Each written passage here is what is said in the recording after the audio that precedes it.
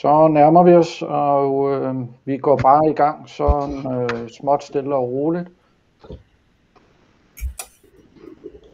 Og jeg vil lige sige, hvis jeg lige sidder og væver lidt rundt med hovedet her, så har jeg gang i 3 skærme for at få det hele tekniske setup til at fungere. Og velkommen til det her webinar om det, du bør vide om konflikter i parforhold, og i særdeleshed, som kommer til at handle om dramatrikanten. Og det kommer vi selvfølgelig meget mere ind på, men dramatrikanten, det er et konfliktmønster, der viser sig i 3 roller, som vi ofte ubevidst træder ind i, når de her konflikter opstår. Og lige til dem, der kommer ind også nu her, hvis I lige kigger forneden, så er der kamera og mikrofon ikon, og I må gerne slukke for jeres mikrofon i hvert fald, om ikke andet. For ellers så kan det godt virke forstyrrende for de øvrige her. Sådan. Og jeg viser jo lidt slides her i løbet af webinaret, og hvis man lige sidder på en lille enhed eller har sin telefon med eller sådan noget, så oppe i højre hjørne der er 3 prikker, og der kan man vælge zoom ind, lad være at vælge fuld skærm, men bare vælge zoom ind, så bliver billedet en lille smule større, hvis det er det, og ellers så går det altså også uden decideret at se slides, men det hjælper selvfølgelig lidt undervejs her. Så vil jeg lige gøre opmærksom på, at webinaret bliver optaget og sendt ud bagefter også, så dem der ikke er med, har mulighed for også at se det. Og så tager vi spørgsmål til sidst. Hvis det er, skriv jeres spørgsmål i chatten undervejs, fordi så tager vi lige fat i det til sidst her, om har I fået det eventuelt at vide eller forklaret undervejs, det kan jo være, og hvis ikke, jamen så bruger vi lidt tid på at lige at gå det igennem. Så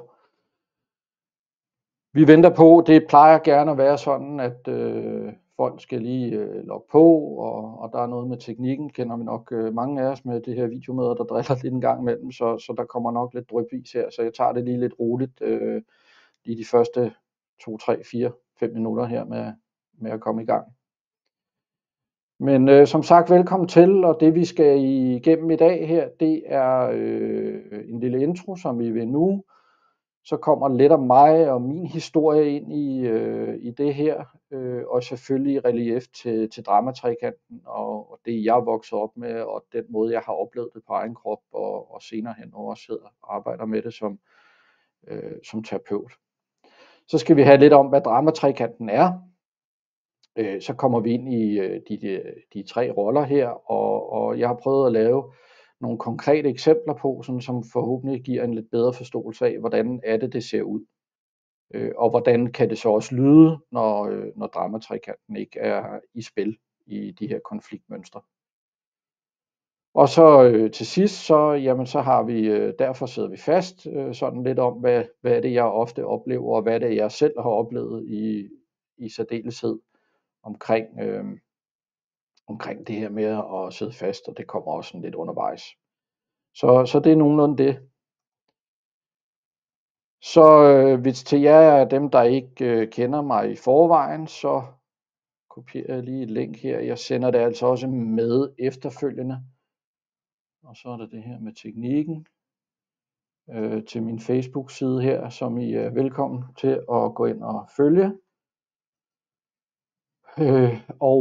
Der skriver jeg sådan jævnligt om, eller jævnligt laver faktisk sådan 3-4 opslag om ugen omkring sådan parforhold, konfliktmønstre i det hele taget, forskellige ting relateret til især parforhold, relationer og kærlighedslivet. Så der kan man altid forhåbentlig blive lidt klogere ved at gå ind og følge den side også. Så det er I meget velkommen til. Så tænker jeg sådan lige starte med også, nu sidder jeg her og sige, hvem er det her webinar for? Jamen det er for dig, der oplever gentagne konflikter, der aldrig rigtig bliver løst. Det er for dig, der drømmer om et mere nærværende og tilfredsstillende parforhold, eller relationer måske, kan det også godt være andre relationer, tætte relationer, men ikke rigtig ved, hvor du skal starte. Så er det også for dig, der gerne vil undgå brud eller skilsmisse, og i stedet for arbejde for et sundere og stærkere parforhold. Og med brud er det ikke nødvendigvis ment altså sådan brud og skilles, men det kan også være alle de her kontaktbrud, som vi oplever, når vi har konflikter, det her, hvor vi kommer på afstand hinanden, og det kan være svært at komme tilbage. Så er det til dig, der er nysgerrig på, hvordan du kan tage ansvar for din del og bidrage til mere åbenhed og forståelse i parforholdet også. Så det er sådan det, jeg har prøvet at rette henvendelse til på det her. Og hvorfor holder jeg så det her webinar? Jamen det gør jeg, fordi jeg selv har stået i de her konflikter, der føles uløselige, og fundet en vej ud af den. Og fordi den viden, jeg kommer til at dele med jer i dag, det har været en kæmpe øjenåbner for mig, både personligt og professionelt. Især mit eget parforhold, og det her jeg arbejder rigtig meget med i dag i min terapi, både for individuelle og par.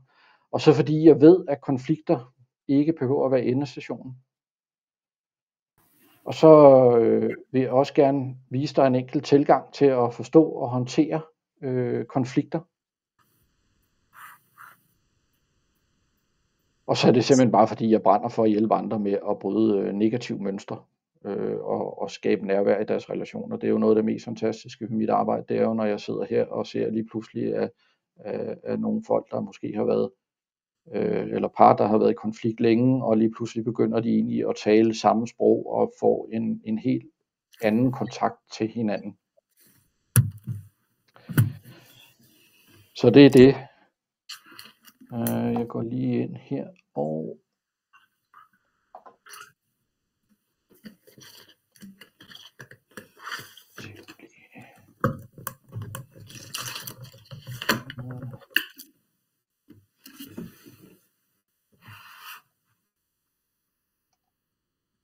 sådan.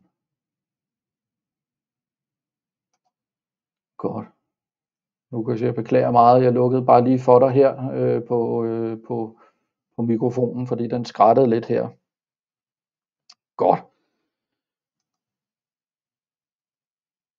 Og hvad er målet så med webinaret? Jamen jeg håber, du får en ny forståelse for konflikter opstår. Og også at du kommer ud herfra og har lært at genkende og bryde de mønstre, der skaber afstand. Og måske blive inspireret til at tage det første skridt mod stærkere forhold. Og det kan jo være nuværende forhold eller i fremtiden. Det kan jo være, at man er kommet ud af et forhold netop på grund af nogle af de her årsager, gerne vil, jeg ved ikke om man kan sige, forberede sig til det næste, eller man i hvert fald sige, det her, det vil jeg ikke igen. Og så håber jeg også, at du kommer ud med at kunne indse, at forandring er muligt, uanset hvor fastlåst det i virkeligheden føles.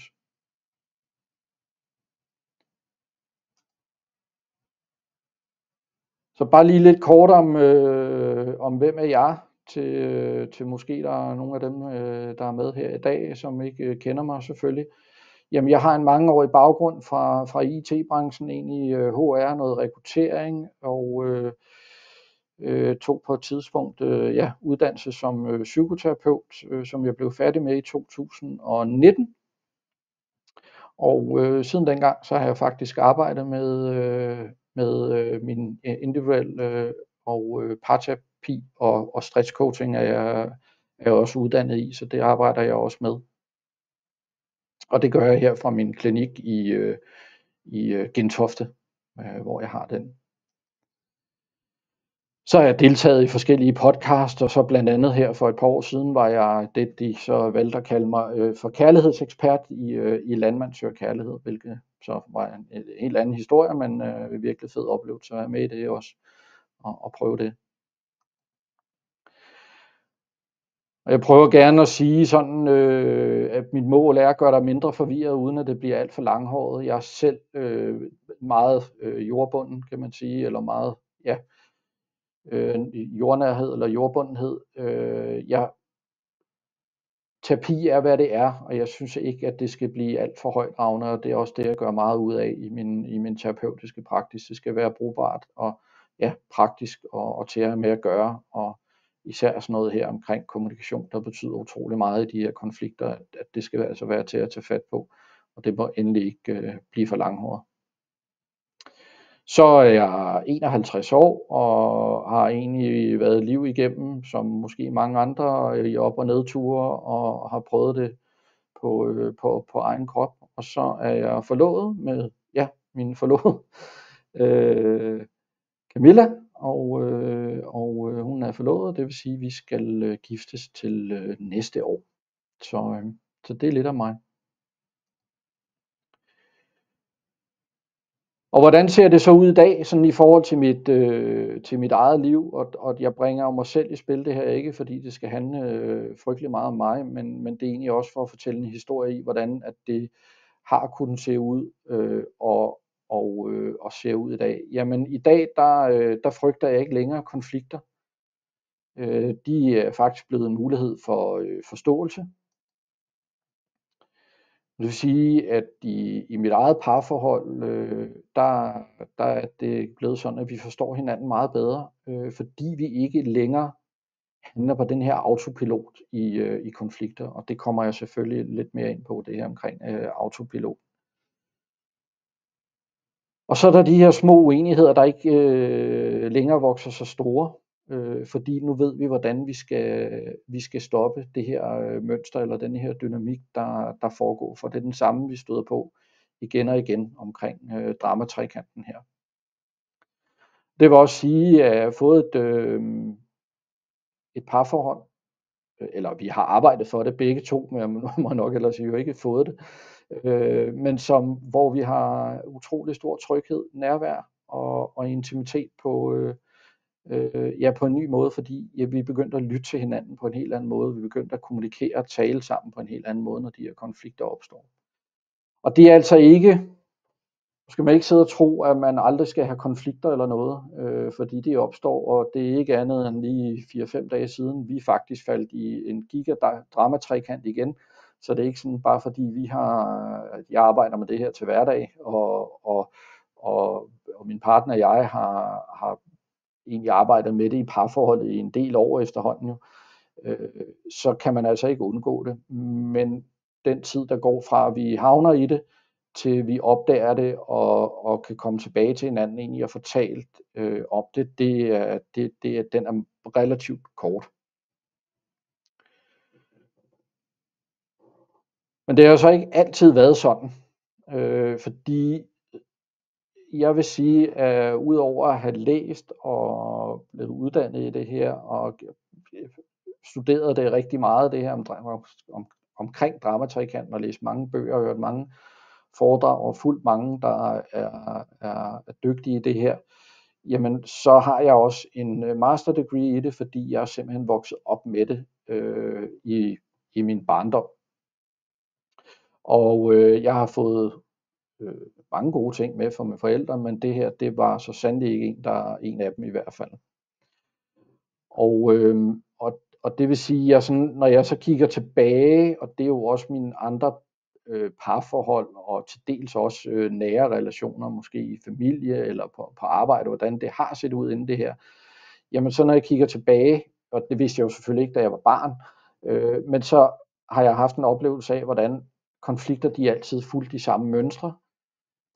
Jeg følte mig sådan enten magtesløs, overansvarlig eller urimeligt behandlet. Og især i min sådan boldgade, kan man sige, så når nogen var vrede, så vidste jeg ikke, om jeg skulle trøste, om jeg skulle tage skylden, eller om jeg skulle forsvare mig. Fordi det her med vrede, det var et tabu for mig, som jeg også ved, at det er for mange af mine klienter, der kommer her. Så det, der er ikke så meget mere at sige til det andet, end at jeg er vokset op med det her, og jeg har virkelig været dygtig til den her dramatrekant, desværre vil jeg sige, men den har jeg virkelig været god til. Og jeg kommer lidt ind på det senere her, når vi kommer til nogle af de konkrete eksempler på det. også omkring sådan i min egen historie, for at give et billede af, jamen, hvordan ser det egentlig ud i virkeligheden også det her, så det ikke bare bliver en teorioplæsning omkring, hvordan det ser ud, men forhåbentlig også får noget konkret med. Så på et eller andet tidspunkt her, da jeg så, ja, skal man sige, så mødte jeg jo så min forlovede, og vi har så været sammen i 16 år her til lige om lidt faktisk. Og i starten af vores forhold de første år, der kørte vi virkelig drama-trekanten big time her. Og på et eller andet tidspunkt begyndte vi at snakke om sådan, vi vil egentlig gerne noget andet, og vi kunne godt se, at det var lidt det samme hver gang, og vi blev lidt trætte af det. Og jeg gik også med sådan en drøm om et eller andet omkring et parforhold, men jeg vidste ikke helt, hvad det var, fordi jeg er ikke vokset op med nogle forbilledelige forældre omkring om et parforhold, og hvordan man taler åbent og ærligt om tingene. Så det jeg gik og drømte om, det var jo nok sådan et mere nærværende og ærligt og trygt forhold, hvor jeg kunne tale om de svære ting, og hvor jeg kunne føle mig fri til sådan at dele mine drømme og mål og grænser og forventninger også til min partner, uden frygt for at blive afvist, eller at jeg skulle såre min kæreste, var det jo så på det tidspunkt. Så det var sådan lidt det, jeg gik og tumlede rundt med, og det vi snakkede lidt om. Så sådan helt tilbage i starten, så begyndte jeg sådan at prøve at fikse forholdet selv. Og det var ikke altid lige heldigt, vil jeg sige, men det gjorde jeg blandt andet sådan ved at placere skylden for problemerne på ydre omstændigheder. Det kunne være noget med arbejde, det kunne være noget med, jeg ved ikke, snart det ene og det andet, men især, og hvilket jeg egentlig sådan skammer mig, jeg ved ikke om jeg skammer mig over det i dag, men i hvert fald jeg ikke kigger tilbage på med stolthed i hvert fald, det var ofte min partner, der fik skylden for de her problemer. Det var aldrig mig selv, der fejlede eller noget. Det var altid hende, der skulle ændre sig. Så det var sådan et forsøg på at fikse det, og ellers så kunne det være noget udenforstående, som gjorde det. Så var det sådan noget med at undgå konflikter, og holde sig til en praktisk hverdag, det her med ikke rigtig at fortælle om problemerne, og det kunne være noget med at ændre adfærd, sådan på egen hånd, altså ud over det her forsøg med nogle selvhjælpsbøger, nogle online kurser eller andet, som jeg gjorde det. Det kunne også være sådan kortsigtede løsninger, som at planlægge sådan romantiske getaways, eller en date aften, eller et eller andet, for ligesom at prøve at finde frem igen. Og nu når man sådan ligesom lige sidder og kigger på det her, så vil jeg altså bare sige, der er jo altså ikke noget i vejen med, at man prøver at undgå konflikter, eller sådan ligesom, hey, skal vi lige, bare man fortæller om problemerne. Der er jo også masser af gode bøger, og især i dag på YouTube, måske også gode undervisningsvideoer, dygtige mennesker, som kan fortælle om det her.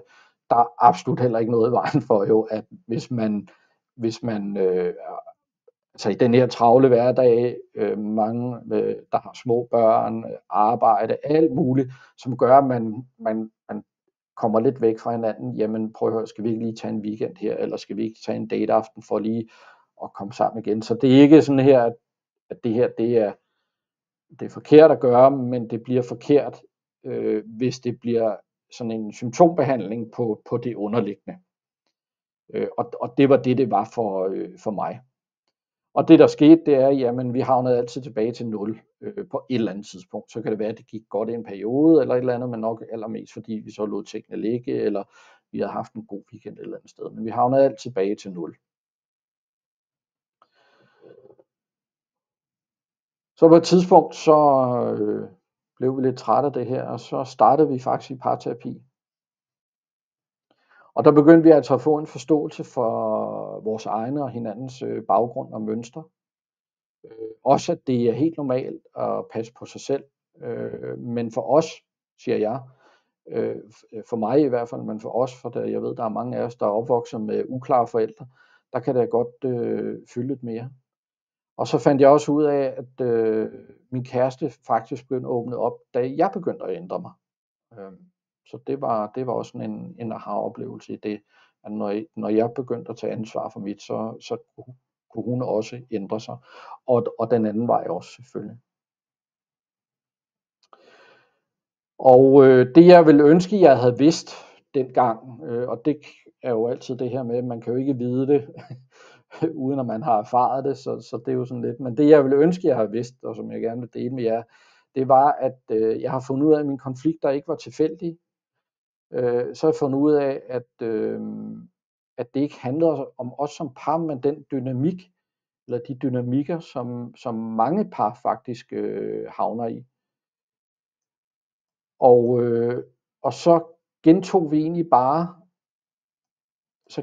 egentlig bare de mønstre, vi har lært tidligt i livet, uden at være klar over det. Og at vi begge to prøvede faktisk bare at passe på os selv, eller sådan, ja, beskytte os selv. Og så troede jeg også dengang, at sådan enten levede man med sine konflikter i parforholdet, eller så stoppede parforholdet. Og det var ligesom en eller anden forestilling, jeg havde om, at jamen, det var bare sådan, det var. Og hvis det ikke kunne bære længere, jamen så stoppede parforholdet. For det var bare sådan her, det var. Og det er klart, fordi jeg er vokset op i det. Altså det bedste af det hele, der er kommet ud i dag, det er, at vi har stadigvæk udfordringer. Men nu har vi redskaberne til at håndtere dem, og kan hurtigt komme tilbage på sporet. Så er vi blevet et stærkere team, fordi vi nu arbejder med hinanden og ikke mod hinanden. Og så har det ikke bare ændret vores forhold, men hele min måde at være i relationer på, i forhold til også andre tætte relationer, altså familierelationer og for eksempel på arbejde, hvor man også kan have sådan tætte relationer med mennesker, man ser og har et tæt samarbejde med. Og vigtigst af alt, så ved jeg, at vi har et valg om at stoppe op og få kigget på det her. Så, jeg skal lige have mig en tår vand her, inden jeg taler mig helt hæs. Hvad er dramatrekanten så? Vi starter lidt indenfra, og så bevæger vi os lidt ud, og så går vi lidt ind i igen det her omkring rollerne og nogle konkrete eksempler. Jeg vil sige, når jeg arbejder med det her, altså jeg bruger sådan relativt meget tid på det selvfølgelig i forhold til mine klienter. Jeg underviser også psykoterapeutstuderende i det her, og der bruger jeg altså som regel en hel dag på at sætte dem ind i det her, og det er jo selvfølgelig også noget med, at de skal arbejde med det og sådan noget, og så er der sådan noget mere tid i det selvfølgelig, men det er bare for at sige, hold lige fast de næste 10 minutter. Jeg skulle gerne have lavet det sådan, at det giver super god mening for jer, når vi er færdige med webinaret her. Men det kan godt være lige lidt i starten her. Vi starter altså lidt inden omkring dramatrekanten. Og dramatrekanten består af 3 roller, som er et offer, en redder og en krænker.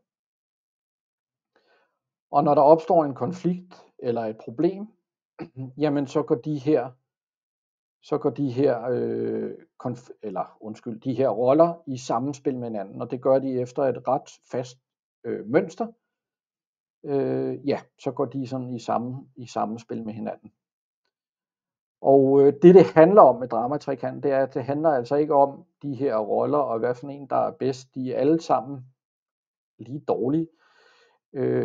Men det handler om, hvordan man træder ud af dramatrekanten, og det kommer vi selvfølgelig også ind på her, med nogle af de konkrete eksempler, der kommer senere her.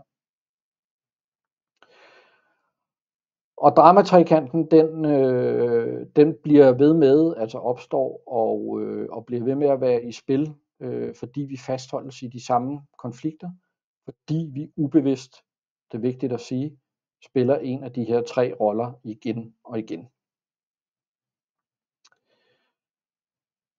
Vi zoomer lidt ud, siger okay, vi kigger lidt på dramatrekanten udefra. Og hvad er det så? Jamen dramatrekanten, den er fundet på eller observeret, eller hvad man kan sige, af en amerikansk psykiater i slutningen af 60'erne, starten af 70'erne begyndte på det her videreudviklet, men en amerikansk psykiater, der hedder Stephen Kaplan, som begyndte egentlig og kigge på de her uhensigtsmæssige kommunikations- og gentagne konfliktmønstre, der var mellem tætte relationer. Og det begyndte han at observere, og fik egentlig udarbejdet en psykologisk og en psykologisk eller sociologisk model omkring det, fordi han begyndte at observere, at der var de samme mønstre i det her. Så dramatrekanten, det er altså et dysfunktionelt spil, og nu har jeg skrevet skuespil, fordi det er nogle roller, vi tager på os, så det kan vi ganske godt kalde det. Og på amerikansk hedder det game, så det er jo også den mest lige oversættelse af et spil i det her. Men det er altså et dysfunktionelt skuespil mellem voksne, og hvis de voksne ikke har hinanden, jamen så er der altid børnene, man kan køre det videre med. Der er altid en, der inviterer til spillet, som egentlig laver et setup, kan man kalde det, ved at spille en af rollerne, og sådan set på den måde får lokket eller inviteret en af de andre roller i spil hos os. Det er en forsvarsmekanisme, der hjælper os med at håndtere konflikter og svære følelser. Og så er det sådan indlærte roller og en autopilot, fordi det kommer fra nogle adfærdsmønstre, vi sådan ubevidst tager på os for at tilpasse os og føle os trygge, og det er jo så især i vores barndom, surprise, surprise, vi har taget det med, og der kan det have været en måde at have fået kærlighed og anerkendelse på, eller en måde at undgå konflikter på. Og så skal jeg lige hen, fordi nu er der ged i teknikken. Og så er det også noget, der hjælper os en gang med at navigere i uforudsigelige situationer. Altså hvis vi har stået som børn i sådan nogle her, og vi ikke har haft nogle troværdige voksne, kan man vel kalde det, som har kunne lære os omkring de her konflikter, jamen så har det kunne hjælpe os med at påtage os en af de roller og passe på os på den måde. Så de var sådan nødvendige en gang måske, men det vi så oplever nu i vores voksenalder her, det er, jamen, det er jo så det, der skaber afstand og misforståelser og de her fastlåste mønstre. Så det, der har hjulpet os en gang, hjælper os bestemt ikke mere. Så har vi en primær rolle, men vi bruger alle tre, og de kan altså skifte lynhurtigt mellem hinanden.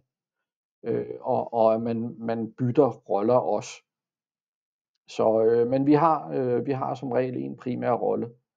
Min primære rolle, og igen, jeg skal nok komme lidt mere ind på det, det var redderrollen. Den er jeg vokset op big time med.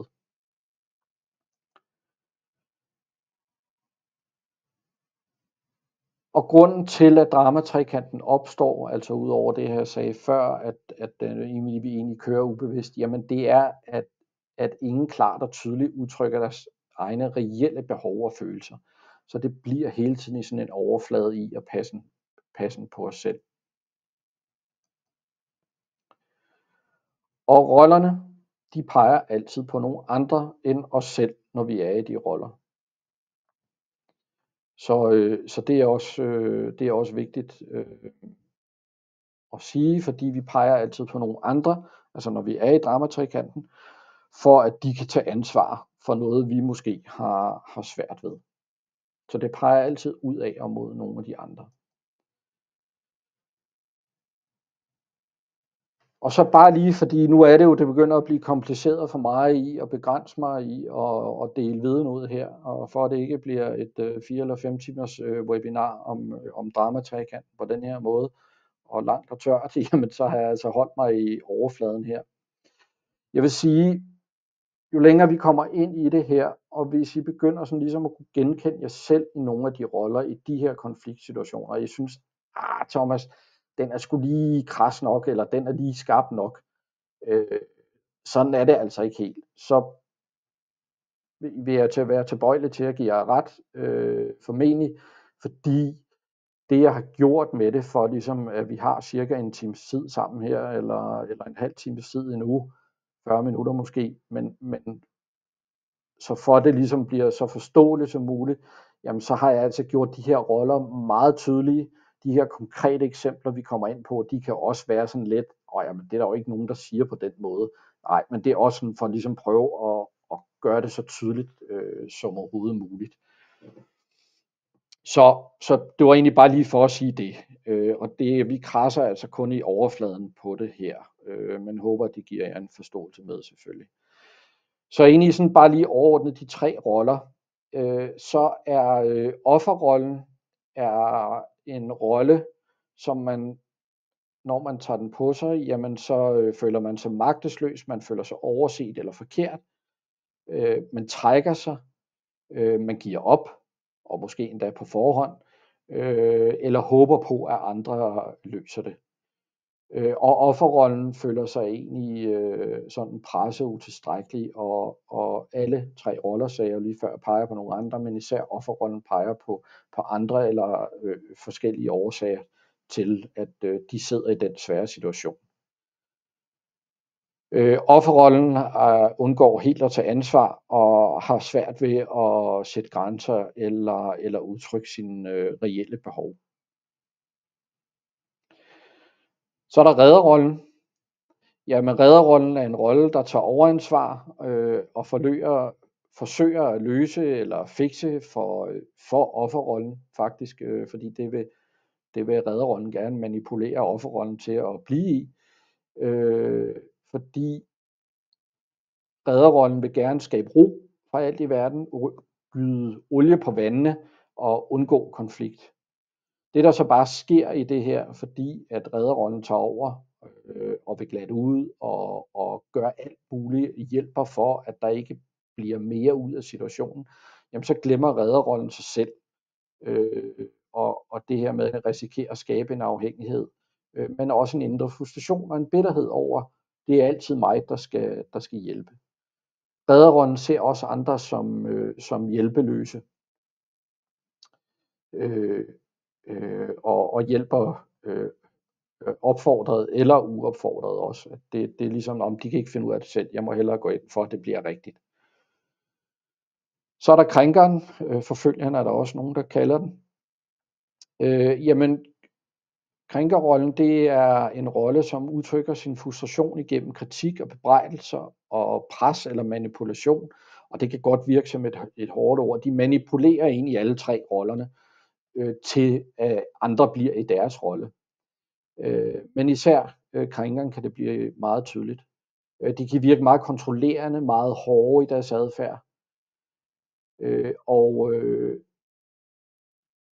de reagerer ofte på sådan en indre følelse af afmagt eller ikke føle sig som mødt, og det er derfor de gør som de gør. Så bare lige for at tage den med her,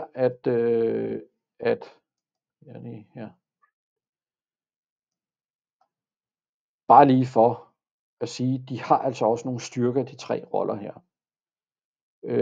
Offerrollen har en rigtig god evne til at mærke sig selv, sin sårbarhed og sin indre behov. Er ikke særlig god til at udtrykke det måske, fordi offeret ofte har kontakt til de her følelser, der gør ondt og er svære at være i.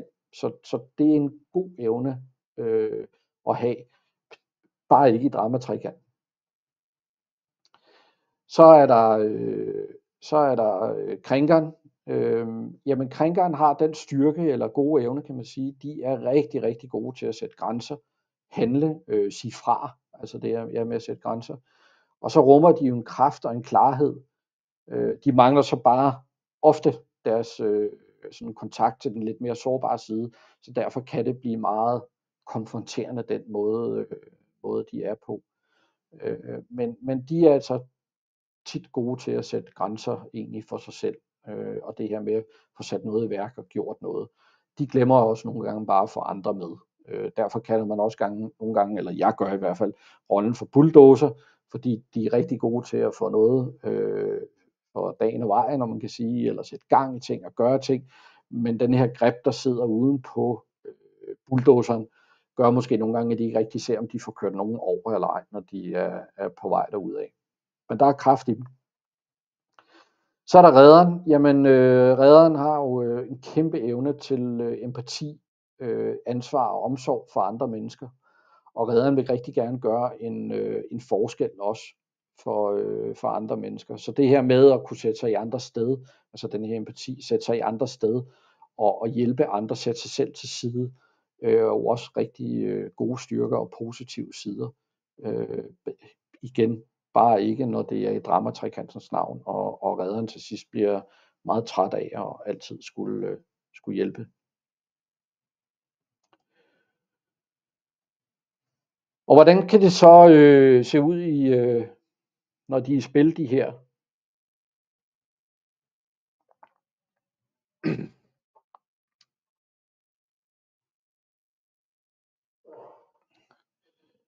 Jamen, jeg har taget sådan 3 eksempler med, og til dem af jer, der har læst de her mails, jeg også har sendt ud i forbindelse med webinaret, jamen der har jeg også ligesom prøvet at skitsere, fordi jeg synes, det er vigtigt at få eksempler med, ikke kun for parforholdet, men fordi vi støder på det rigtig tit der.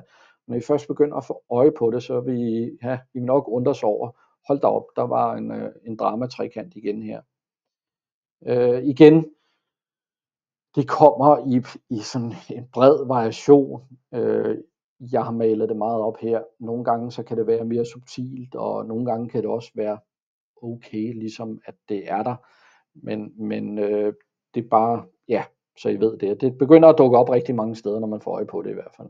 Men sådan er det jo også tit, når man har kigget på en ny bil eller en farvebil, jamen så synes man næsten, man ser en hvid Ford alle steder, eller hvad det kan være. Og det første eksempel, jeg har taget med her, og det er altså i dramatrikanten det her, det er en forælder, som har en offerrolle, og jeg skal nok komme ind i dynamikken, sådan lige forklare her omkring, hvad der sker. Du kommer næsten aldrig, du ringer aldrig, den er der måske mange af os, der har hørt fra vores forældre, jeg har i hvert fald.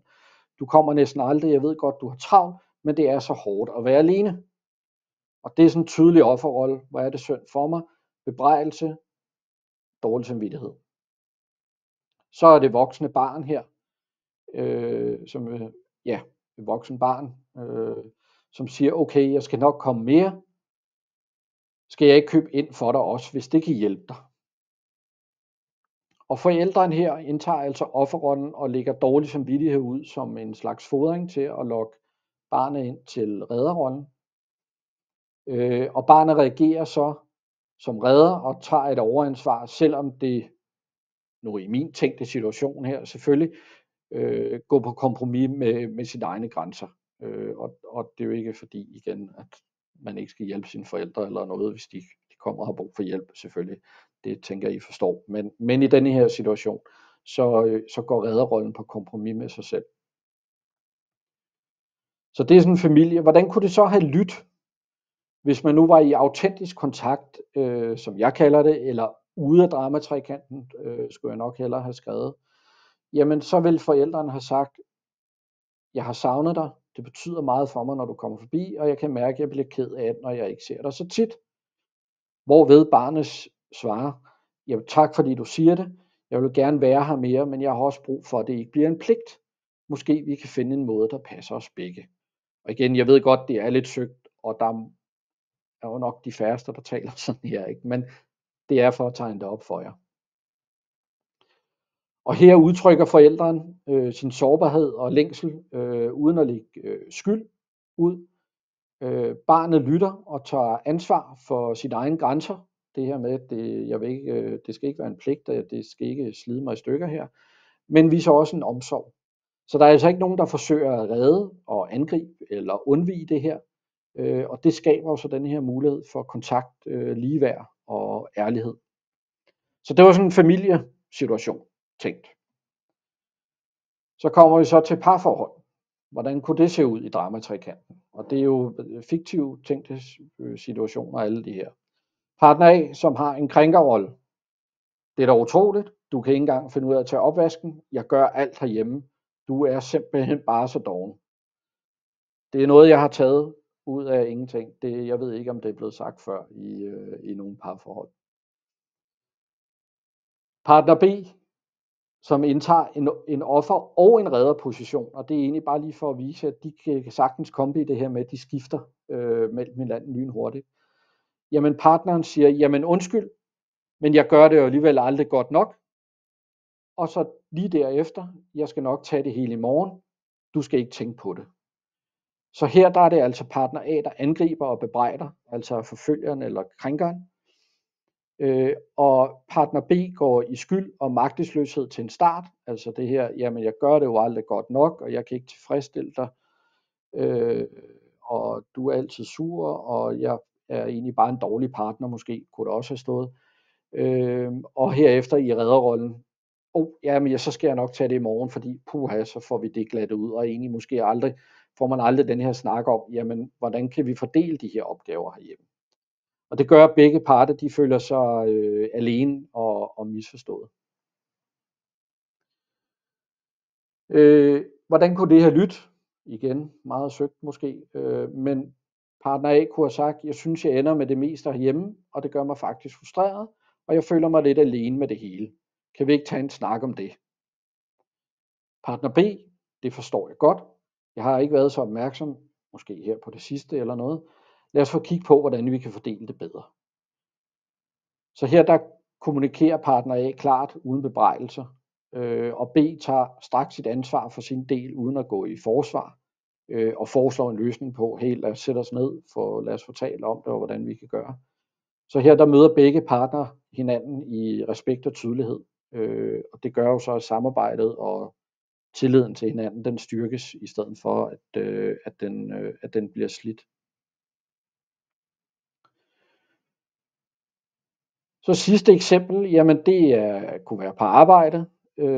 Der har vi en medarbejder A, som indtager en redderposition til at starte med, som hedder, jeg tog lige din opgave også, en fælles opgave måske, man har på kontoret eller på sin arbejdsplads, jeg tog lige din opgave også, så vi kunne nå det. Og det er det her med, at redderen nogle gange går ind uopfordret også og hjælper. Og så kommer der lige sådan en lille stikpille til sidst, som egentlig er en krænker eller en forfølger med en skjult kritik, eller meget åbenlyst måske kritik af sin kollega. Så indtager kollega B en offer- og en krænkerposition, igen for at vise, hvordan det kan skifte.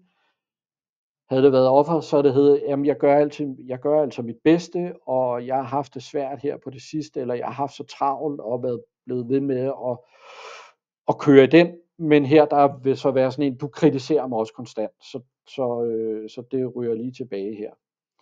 Så tog jeg for sjov med ind i dag her, jeg sad lige og gik webinaret igennem, så tænkte jeg sådan på nogle af de situationer, jeg har været i, og måske mange af jer også kan genkende til, at det her, så kommer der altså lige en kollega fra sidelinjen, som redder position, og siger, jamen jeg synes, at kollega B har gjort det rigtig godt, og kollega B har også rigtig meget at se til.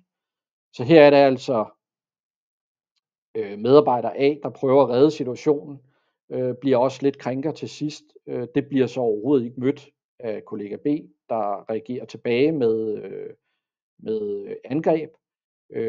Højst sandsynligt, fordi det jo vækker noget skyld eller noget skam over måske ikke at have taget de her opgaver eller fælles opgaver eller hvad der er. Og så kommer kollega C så ind og sender en ambulance, som jeg kalder redderrollen nogle gange. Babu ind, fordi vi skal have glattet ud i denne her. Vi skal have glattet ud i denne her konflikt, fordi der er ikke nogen, der skal være sure på hinanden. Så hvordan kunne det have lyttet? Jamen, kollega A, der står med det her, eller medarbejder A, jeg har lagt mærke til, at jeg tit ender med at tage over på alle de fælles opgaver. Det giver mig en følelse af at stå alene med det, og det gør mig lidt frustreret. Kan vi tage en snak om det? Og så siger kollega B, tak fordi du siger det. Jeg har faktisk ikke været så opmærksom på det, og jeg vil selvfølgelig gerne tage min del. Og jo, lad os da tage en snak om, hvordan vi kan fordele det fremover. Så her der kommunikerer A, altså klart og uden bebrejdelser, og samtidig også tager noget ansvar i, at hey, det er faktisk også mig selv, der tit ender med at tage de her. Og det er uden at gå i forsvar. Og så B tager så ansvar i sin del, uden at gå i forsvar og foreslå og foreslå en løsning på det her med at sætte sig ned. Og igen, begge parter møder hinanden i respekt og tydelighed, og hvad er mit behov, hvad er dit behov, og lad os få sat os ned og egentlig få taget en snak om det her. Og så er der slet ikke brug for, at i sådan en situation her, at kollega C sender en ambulance.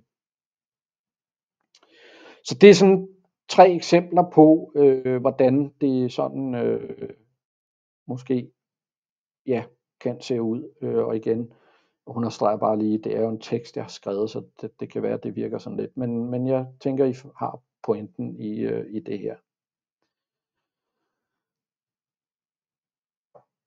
Så sådan lige mit eget eksempel ind i det her omkring dramatrikanten og det, jeg er vokset op med. Jeg bare giver jer 2 eksempler. Det ene er fra min barndom, og det andet fra mit parforhold i starten, da vi kørte meget af den her dramatrikant.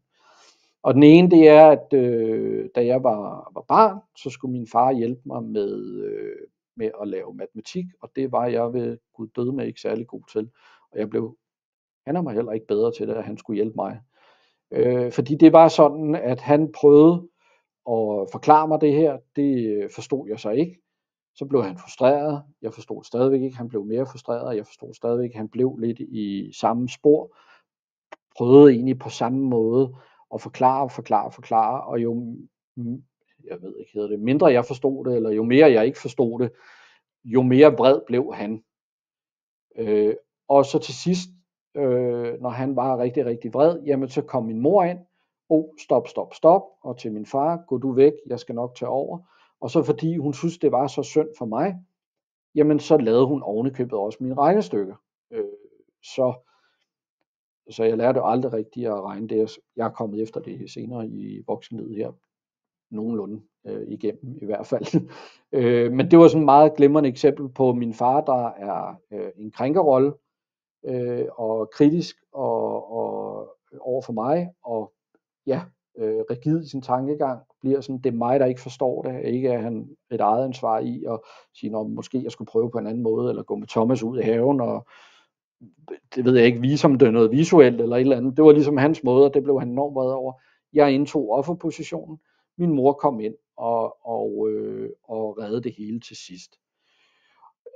Og jeg er det hele taget ikke, ud fra denne her historie måske, jeg er ikke vokset op med offerpositionen som min primære, tror jeg sagde det før, men jeg har vokset op med min redderpositionen, var min primære. Og det kommer så til dels, noget af det i hvert fald fra min mor i, at hun var meget offerposition over for min far, og så når fik hun jo lært mig, at en redder, for det var jo det, hun havde brug for. Det var jo det, hun havde brug for sit barn. Hvor skrækkeligt det end at sige. Men så hver gang jeg gjorde noget for hende, eller hjalp andre, jamen så blev hun bare ved med at bekræfte mig i, at nej, hvor er det sødt af dig, Thomas, du hjælper altid alle andre, du tænker aldrig på dig selv, og fik hele tiden den her bekræftelse i, og kærlighed og anerkendelse, det er, hvis du ikke tænker på andre. Så det er jeg selvfølgelig vokset op en stor del med, indtil jeg egentlig startede i parterapi, og senere hen det her tog min psykoterapeutiske uddannelse, og kvæg den vej har været rigtig, rigtig mange timers egen terapi igennem os, og arbejde med det her, og med grænsesætning og alt det her. Så det vil også sige, at når jeg havde den her redderrolle som min primære, så var det også den, jeg bragte ind i mit forhold med min forlovede, altså min nuværende forlovede her, også i de øvrige forhold, jeg var i inden det, i mit lidt yngre dage. Men det jeg bragte med ind i, og hun havde offerpositionen, eller offerrollen, og så blev jeg ved med at prøve at redde og gøre alt muligt for at lette hendes vej, og gøre alt muligt for, at det blev lettere, fordi hun var jo helt, altså det i redderrollens navn og perspektiv, hjælpeløs, og jeg må jo hjælpe hende, hun kan jo ikke finde ud af noget, og hun har brug for mig, og alt det her, som redderrollen kan gå og tænke, indtil at jeg blev så træt og frustreret af, at hun ikke rigtig reagerede på det her, fordi at offerrollen i princippet ikke vil hjælpes. Så offerrollens vil gerne hjælpes, men reelt ikke have løst problemet, så at sige, fordi så kan offerrollen blive i sin rolle. Og alle de 3 roller vil gerne forsøge at blive de her roller, fordi det er det her med, hvis vi går ud af det, jamen hvad så? Hvad sker der så med mig i forhold til, når nu der ikke er en rolle at spille op af, og man kan forestille sig lidt et skuespil, man står på en scene, man har et manuskript, man spiller efter, og lige pludselig vender man sig om, og så er skuespilleren væk, en af de andre roller, og så står man der, og hvad pokker gør jeg så? Og så må man jo prøve at få dem ind i igen, så man kan fortsætte med at passe på sig selv, beskytte sig selv og spille den her rolle. Så bare lige for, nu ved jeg ikke, om jeg fik sat gang i mig selv her, men at så tog jeg den her redderrolle på og prøvede at redde, og når jeg havde fået nok af at skulle redde, fordi jeg var blevet så træt, jamen så begyndte jeg at blive krænker og pege fingre og gøre, og hun var også uduelig, og hun tog sig aldrig sammen, og det var altid mig, der gjorde tingene. Der er allerede en lille offerrolle, kan I så høre, at jeg går over i der, hvor det synd for mig, og tilbage i krænker og pege fingre, det var altid hende, der var problemet. Og jeg offrede mig jo og gjorde alt så meget, og hun gjorde ingenting. Frygtelig. Jeg skal lige have en tår vand igen. Men det er sådan, at det har set ud for mig, i hvert fald. Og det er jo ikke tilfældigt, at vi finder den partner er modsat, sådan med den primære rolle, med modsat forspil end os selv. Fordi det er sådan, at offeret kan både finde redder af krænkeren, fordi at offeret søger handlekraft og styrke, og fordi det længes efter den her styrke, altså er en, der kan tage over, handle og give retning, når man føler sig i den her magtesløshed. Og det kender vi jo nok også alle sammen, at hvis man har en dårlig dag eller sådan noget, så er det jo altså også rart, at der er nogen, der lige tager over, men igen ikke i dramatrikanten.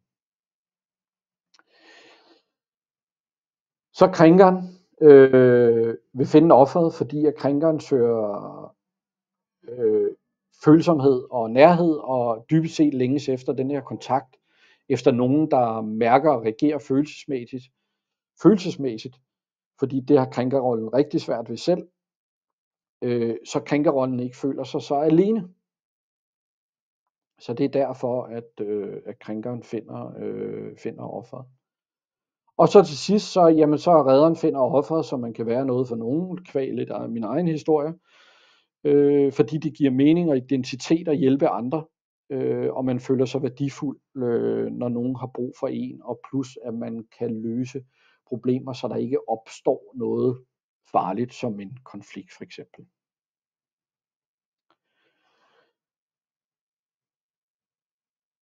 Og det her, det er jo også noget af mit eget, igen min lidt egen historie, men det er jo også det, jeg ser, der gentager sig i de her, hos de klienter, der kommer hos mig.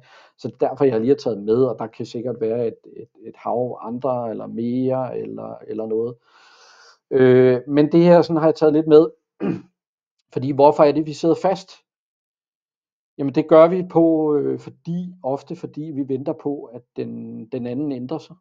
Så vi sidder egentlig bare standby og venter på, jamen det er ikke mig, der skal gøre noget, fordi nu er det min partner, der har været dum i så mange år, eller den ene og den anden forældre, eller søskende, eller så videre, eller på arbejde. Så det er det, der må gøre noget. Så derfor sidder vi og venter på, at den anden ændrer sig.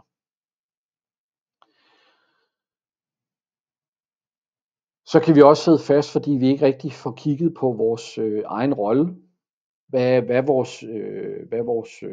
vores egen primære rolle? Hvad er vores egen bidrag til det her? Hvor er vores eget ansvar? Og så også, og det er også noget af det, som jeg havde engang, og som jeg i hvert fald rigtig tit stod på her, også i min terapeutiske praksis, det er fordi, og det er helt normalt, altså vil jeg sige, og vi mennesker er sådan indrettet, vi vil jo rigtig gerne undgå det, der er svært, det, der gør ondt, og det er sgu bare helt normalt. Så derfor prøver man til en start, og vil man gerne tage et spring fra punkt A til punkt O. Så vil jeg gerne være ved målet, og kan jeg ikke bare få en 10-trins guide, og så kan jeg lige lære, hvordan jeg går derhen. Men i stedet for at se på, at det her, det er de små skridt, det er de små forandringer, der faktisk til sidst gør, at man er i mål, og der skaber en stor forskel til sidst. Og så det her med at blive team, og begynde at samarbejde omkring det. Og det er jo især her, jeg kommer på banen og hjælper, fordi, som jeg altid siger til mine klienter, husk på, det mønster, der er skurken. Det er det, der er i midten, det er det, der er mellem jer to. Det er ikke, hvem der er rigtigt eller forkert på den, fordi så kan vi sidde og tale lang tid på det. Men det er denne her dynamik, i det her tilfælde dramatrikanten, som opstår. Så det er det, der er mønster, der er skurken.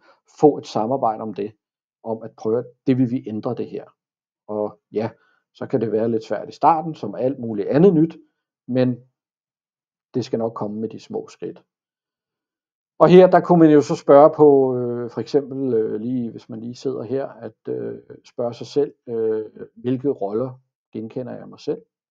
Er der en af de primære roller, jeg genkender nu? En anden sådan sjov ting, eller hvad man kan sige, det er også, prøv at dele det op i jeres parforhold eventuelt, hvis I har sådan et, med børnene måske, familie, med ens forældre, søskende, whatever det kunne være, og så på arbejdet også. Så altså de 3 ting, parforholdet, familie og arbejde, som jeg også så de her eksempler for, sige, jamen, har jeg en af de her roller egentlig her i de her relationer? Og hvad er det typisk, jeg gør, som forbinder mig med den rolle også? Ja, og igen, det er jo det, jeg som terapeut hjælper med at kaste lys over os. Så her til sidst, så sådan lidt typiske tanker om forandring. Og det er også igen, vil jeg sige, noget, som jeg selv har været alle de her igennem. Altså det, og grunden til, at jeg også har taget det med, det er jo også, fordi det er jo også noget, jeg hører i min hverdag, det her. Så derfor har jeg egentlig lige taget det med, sådan, måske for, at man kan begynde at reflektere lidt over det her.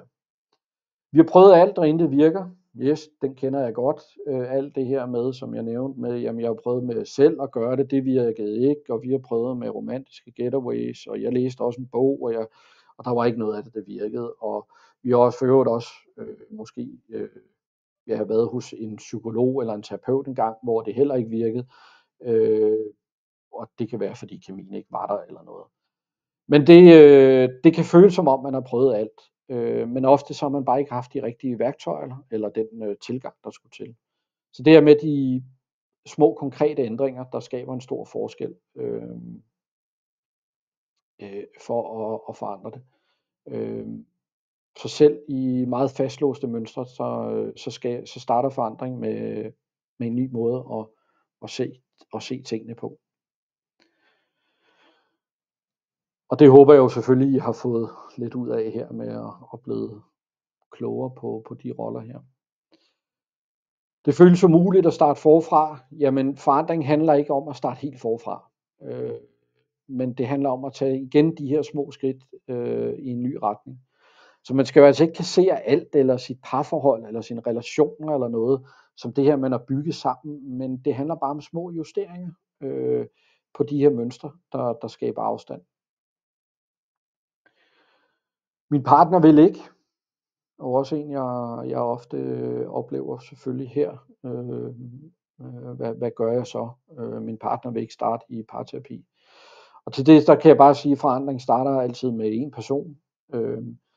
Og når du begynder at ændre dine egne mønstre og dine egne tilgange, så kan det inspirere din partner til også at tage sit ansvar eller tage sin del. Det var jo også det, som jeg sagde lidt tidligere her, jamen det jeg oplevede også med min forlovede, det var lige pludselig, at jeg begyndte at tage ansvar og begyndte at ændre mig, jamen så blev der også plads til hende, og vice versa selvfølgelig også tilbage igen. Så du behøver altså ikke at vente, fordi din indsats alene kan skabe en positiv bevægelse. Det har jeg i hvert fald oplevet. Og så har jeg faktisk også nogen, der går i parterapi alene, for at det ikke skal være løgn. Men bare fordi de gerne vil starte med et eller andet. Og jeg må jo så blankt erkende, at det er jo oftest mænd, der ikke vil starte. Vi er lidt svære måske at få med i parterapi. Det er i hvert fald det, jeg hører ude. Fordi der kan være nogle fordomme, forskellige fordomme og forestillinger om, hvordan det er. Blandt andet det her med, at fordi det er kvinden, der ofte tager initiativet, jamen så tror manden, at manden skal op og have skideballe egentlig og rette ind, og det er kun kvinden, der har ret, og de skal lære alt muligt på kvindens præmisser, men sådan er det jo selvfølgelig ikke. Der igen, man kigger på mønstret, og begge parter får, altså hos en dygtig parterapeut, får lige meget taletid. Der er ikke nogen, der har ret. Der handler det om, hvad der sker imellem jer. Jeg har ikke tid, er jo også en travl hverdag. Mange, der har små børn, arbejde, der kræver meget, familie, fødselsdage, alle de her ting, som rigtig mange af os kan være ramt af. Konflikter og frustrationer, de tænk på, hvor meget tid det allerede tager, og energi. Så bruge lidt tid nu på at forstå og ændre mønster, det kan altså spare rigtig meget tid for uproduktive konflikter, hvis man kan kalde det, fremover og give mere overskud i hverdagen. Det var i hvert fald det, jeg ville ønske mig også, at jeg sådan ligesom var begyndt noget før, måske i det her.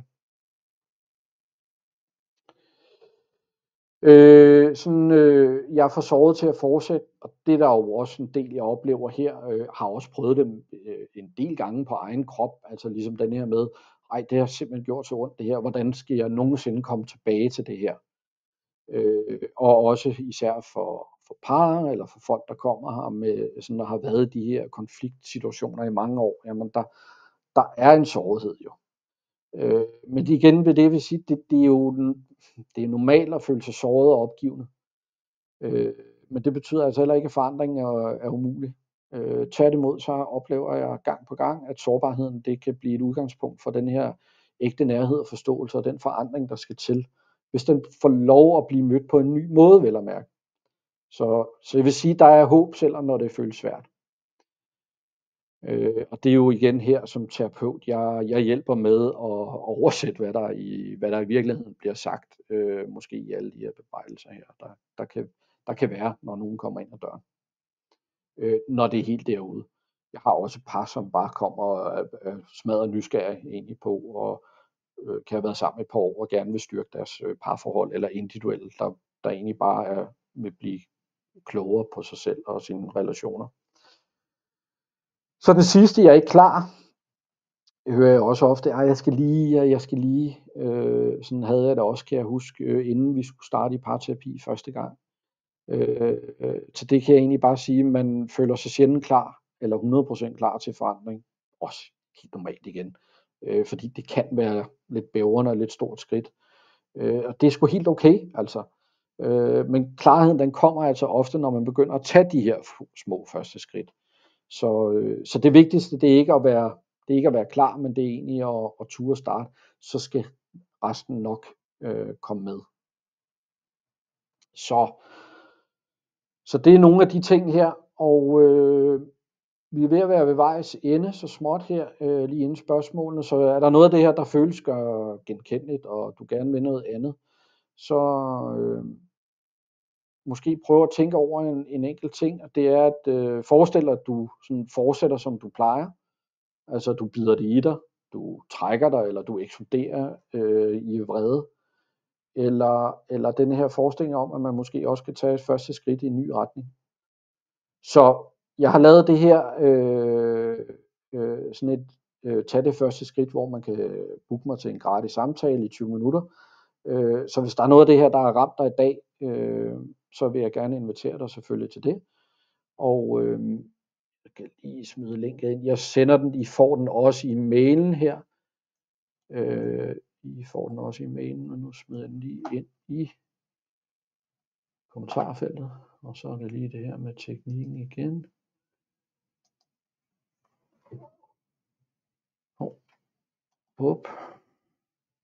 Så kan jeg se, der er et par spørgsmål her, dem skal vi nok tage nu.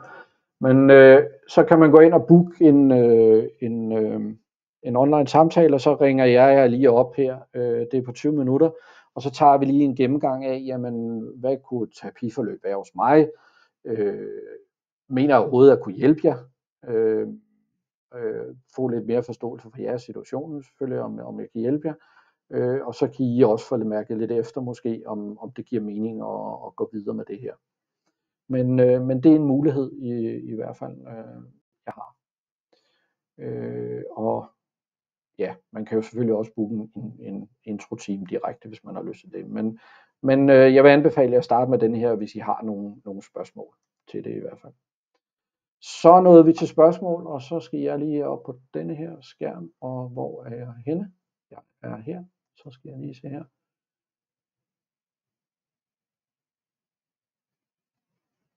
Og det var for Jane, og tusind tak, Janne, for det kompliment, hvis du stadigvæk er stadigvæk med os her. Dejligt at høre. Og så skriver Eva her, det er det vanskeligste min partner det nok for mig er det meste af krænkeren, men også offer. Jeg brokker mig over, at han ikke tager ansvar for alt det, der sker i hjemmet. Fødselsdag, jul med videre. Okay.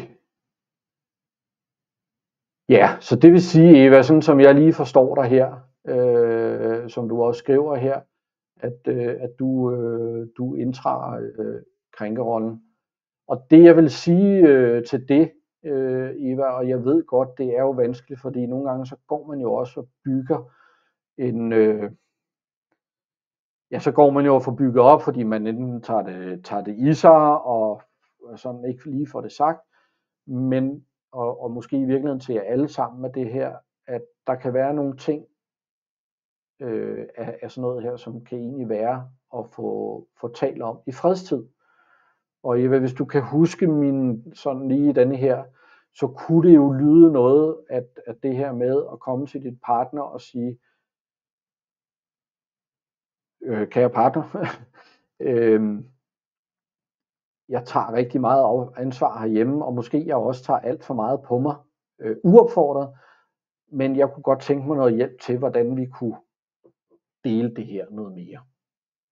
Eller kan vi sætte os ned og tale om, så jeg ikke bliver så frustreret. I den stil.